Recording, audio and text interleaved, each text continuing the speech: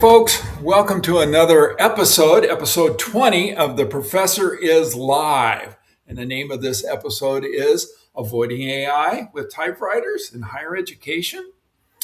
So, in today's episode, we're talking about a story by the Associated Press about a Cornell University instructor of German. And apparently, she got frustrated with students using generative AI and online translation platforms to churn out grammatically perfect assignments. Her comment was, "What is the point of me reading assignments if they're already correct and you didn't write them yourselves?" So the question is, if the computer did the work, did the student learn anything? So she pondered this a bit, and her answer was, have the students complete their German assignments on typewriters. I have to admit, if somebody handed me a typewriter today, I'd spend the first 10 minutes looking for the Wi-Fi settings. Absolutely. And the other thing students are discovering is that undo used to be called starting over. So let's start our show today with another fine educational film that we've created. And by educational, I mean terrifying for anyone under 30. So, in a sense, it'd be a historical documentary. Absolutely. And here it is.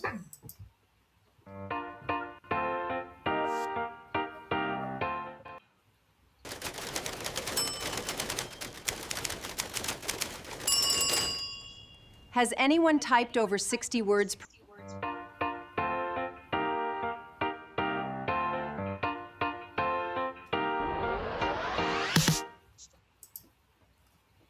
Somewhere out there is a typing teacher feeling vindicated. Yes, that's true. That is exactly true. And there's probably somewhere else a student's asking, what is a typewriter exactly? But this got me to thinking about my own teaching. And so I actually gave this some thought. And here's kind of what I came up with. Is I thought, how can I remove AI from my business intelligence class? Well, I could have them do their data analyses using Apple II computers. No internet, no cloud computing, no chat GBT, no Python, just a green screen and a floppy disk. So, what would your students be using for software? Well, on Apple II, we could have them use VisiCalc. Now, for those of you out there under 50, that's basically Excel's great-grandfather. Exactly. What other things would you be using in your class, such as like Python programming or machine learning? Well, all of that happened after the Apple II was invented. So I guess the good news is that my students wouldn't be using AI to complete their assignments. And what will they use the educational experience for? Uh, well, maybe they could get a job in a museum. Okay, well, to help us think through this, we invited back our resident historian of technology, Dr. Kevin Brady. And this is what he has to say about the matter.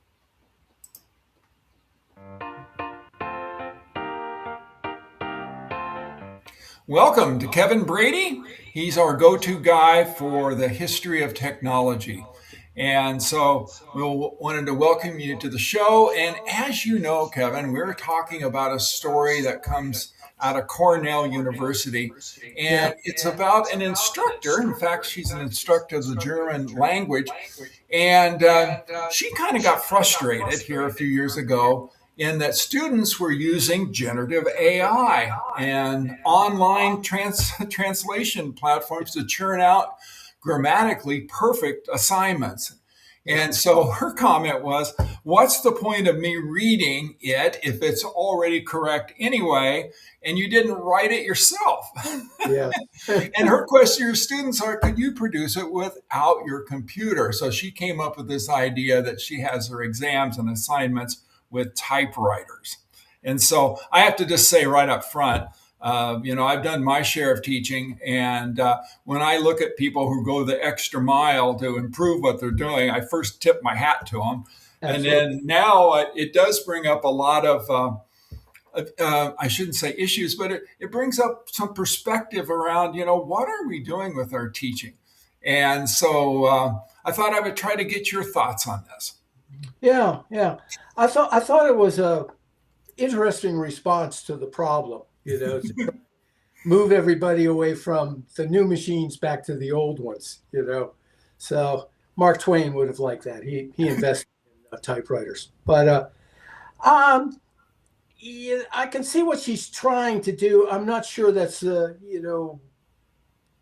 solution I would have chosen necessarily.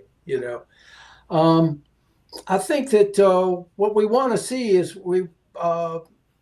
some sort of sense of progress as the students are moving through the material and over the course of the semester. And so I think there's a lot of different ways in which you can document that. A lot of people use various kinds of learning journals, or they might have a project that works itself out in stages over the course of the whole semester. But I see what she's getting at, trying to bring back some sort of a sense of accomplishment or craftsmanship to the learning, because it seems like, I'm sure from the student's point of view, they're focused on the grade, they're focused on how do I get through this class. And so they're looking for what's the fastest and easiest way to get there in a lot of cases. And so anything that forces everybody to kind of like back up, maybe slow down a little bit, and think about this differently in terms of what the goals are, what are the objectives for the class. By the time you get to the end of it, what do you expect? I love that from instructional design. What do you expect the students to be able to do? Yeah. As a result, in her case, there, I think inadvertently she's created a typing class. Exactly. I always thought my old typing teacher, Miss DeFrance, would be excited about that. Oh yeah. And I just think of other stories that relate to this. And we were chatting a little bit off camera here, and I remember slide rules. And when I first went to college, I had one on my belt, and of course, the women just loved that. They would just flock around me and looking at that slide rule. But, we don't use slide rules anymore. And there's reasons for that. There was a new invention called a calculator, and we're using that. And I do know that you've had some experience in teaching writing, and you had some ideas about it being a process and maybe how AI might actually work with that. Yeah. It was early on in my teaching career, the first class I ever taught for a community college. And I got introduced to a book by a fellow named Donald Murray entitled A Writer Teaches Writing. And he looks at it, he was a professional, and he said, well, for me, it's not just the outcome, the product, it's this whole process by which I discover my topic, discover what my take on that topic is, and then figure out what's the best way to present it to an audience. And so in teaching writing from that point of view, the final essay is not the objective. It's learning how to write, this sort of everything from the brainstorming down to the final proofreading. And for those students who stuck with it, and the assignment included like 15 minutes of free writing every day. Had the students keep a journal, because one of the things Murray also points out is writing's a physical activity. So, like any physical activity, practice makes a difference. The more you do it, the easier it gets to do. And I was in a department at a small school in Vermont where a couple of my colleagues had come out of the writing program at the University of New Hampshire, which is very much focused on this business of teaching writing as a process. And so then with that, the students can't go to ChatGPT and get an instant essay and hand it to me, because I want to see the brainstorming, I want to see the outline, I want to see the drafts as they go along. And what I'm looking for through all of that is the progress, the development of their thinking about the topic, you know. Yeah. And the other thing that I always did with them is I told students any essay can be revised up to the last day of the class and resubmitted. Because in the reality, I've got friends who are professional writers. It's constantly under revision until you hand it to the editor and the typesetter. Yeah. So, and the notion being to encourage that mindset as they go forward, and get them away from being focused totally on the end product. Yeah, and so AI, these large language models, right, could actually be part of that process, it seems to me, and be able to help them in their writing. And then the writing tasks, the ideas they're trying to bring together and communicate, it seems like they could do more complex kinds of things and more in depth and could actually increase their writing skills. Am I putting words in your mouth with this? Well, my question about it at this point has to do with this current crop of a so-called AI. I'm a bit AI skeptic. Okay, I remember Herbert Simon saying that what computers do is they simulate. Yeah. This is a simulation, and I'm reading all these reports about the program inventing sources, for instance. Or just all of a sudden, in the midst of a coherent paragraph, there's two sentences that make no sense at all. That kind of stuff. And our mutual friend Bob Grassberger has used ChatGPT, and he says you got to go back and look at everything carefully because it makes stuff up. Yeah. And of course, my friend always says, "Beware of machines that talk." Yeah, absolutely. Yeah. All right. Well, thank you for being on the show. Not at all. Appreciate it. Yes.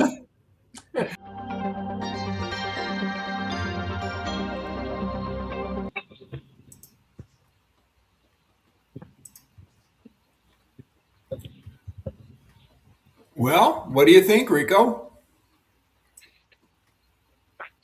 Quite interesting. Thank goodness we're not all going back to typewriters. I would have to invest heavily in whiteout. Exactly. Well, what struck me about Kevin's comments is that the story really isn't about typewriters. It's about what we're trying to teach. For years, educators asked, how do we get students to produce good work? Today, the question is, how do we know students are doing the thinking? Those are very different questions. So let's go and contact yet another expert here, Rikko. Let's bring in ChatGPT and into this conversation. So here it is. ChatGPT, are typewriters the future of education? So when we put that in there, ChatGPT comes back and says no. The deeper issue is not the technology students use. The deeper issue is whether assignments reveal learning. A student can compete or complete an assignment with a typewriter and learn very little. A student can also use AI responsibly and learn quite a deal.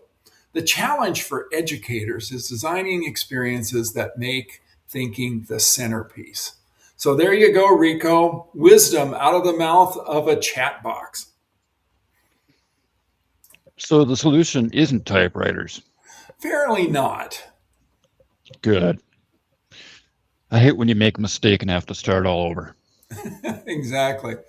So since the story really isn't about typewriters, we need to think about what are we doing when new technology arrives in education? It looks to me like our first instinct is often, how do we stop people from using it? Maybe a better approach for us is, how do we help people use this new technology more wisely? This approach not only applies to classrooms, but it applies to organizations, families, and almost every part of life in the era of AI. Rikko, let's ask our audience, would you rather take a class that bans AI completely or a class that teaches you how to use AI responsibly? So let's take a look out there. And I know people are just fighting to get on here because it's just millions of people. And are you seeing what I'm seeing, Rikko? I think they're on their typewriters. I think you might be right. So, okay. So, Do you have a quote for us today? I do. I do. And today's quote comes from Alvin Toffler. The illiterate of the 21st century will not be those who cannot read and write, but those who cannot learn and unlearn. So we're coming in for a landing here, Rikko. And so what we can, I think, glean from this is that artificial intelligence is one of the most powerful tools ever created. It can help us think. It can help us learn. But the important parts of life still require more than intelligence. They require judgment, responsibility, and real human teamwork. That part still belongs to us. Speaking of real human teamwork, aren't you at a conference in Madrid next week? Very good. I knew you'd help me work this plug in, Rikko. Thank you. That's right. I'll be speaking at Architecture, Media, Politics, and Society Conference. Sounds like AMPS, right? But it doesn't have anything to do with electricity. But it is kind of like our TED Talks over here. And the title of my talk is Teaching with AI, Developing Problem Solvers for a Changing World. So, for you folks out there watching or listening to this, if you're interested in thoughtful conversations about life in the era of AI, follow The Professor is Live and also follow me on LinkedIn. So see you next time on The Professor is Live. And there's the out. The Professor is Live is hosted by Mark Salisbury and produced by Rikko Smart. We go live on LinkedIn, share the recording on YouTube, and release each episode as a podcast wherever you listen. If you'd like more conversations like this, visit theprofessorislive.com, where you'll find past episodes, helpful resources, and information about our speaking, workshops, and leadership programs. We enjoy helping organizations and communities navigate change in the age of AI, and we'd be glad to help yours too. Until next time, stay curious, stay thoughtful, and keep leading with purpose. Because in an age of intelligent machines, human judgment still matters.